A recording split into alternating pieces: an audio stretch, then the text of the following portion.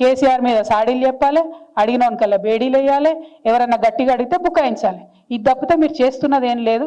మళ్ళీ ఒకసారి నేను ముఖ్యమంత్రి గారిని కోరుతా ఉన్నా, మీరు తెలంగాణను అవమానపరచకండి. మీకు నిజంగా రెవెన్యూ రిసీట్స్ ఏందో, క్యాపిటల్ ఎక్స్పెండిచర్ ఏందో తెలియకపోతే దయచేసి అధ్యయనం చేయండి, తెలుసుకోండి. అంతేగాని తెలంగాణను అవమానపరచకండి. ఆయన మాట్లాడుతున్న మాటలు చూస్తుంటే నేను ఎట్లా అనిపించిందంటే, ఓ పక్కనేమో 500 కోట్లు లేవంటాడు, ఇంకో పక్కనేమో నా పోటీ న్యూఢిల్లీతో కాదు న్యూయార్క్తో అంటాడు. మరి 500 కోట్లు లేని వాళ్ళు న్యూయార్క్ లెక్క ఎట్లయితారు నాకు అర్థం కాదు. అంటే విషయం ఏంటంటే ఆయనకు సబ్జెక్టు లేదు, ఆబ్జెక్టు లేదు, అంత బబ్రాజమాదం భజగోవిందం అన్నట్టు అవుతుంది పరిస్థితి తప్పితే ఇంకోటి ఏం లేదు. నేను ముఖ్యమంత్రి గారిని మళ్ళీ కోరుతున్నా, మీరు బాధ్యతాయుతమైన పొజిషన్లో ఉన్నారు, తెలంగాణను అవమానం చేయకండి. తెలంగాణలో మంచి పొజిషన్లో ఉన్నారు, దాన్ని అట్లా నిలబెట్టండి, ముందుకు తీసుకెళ్ళండి.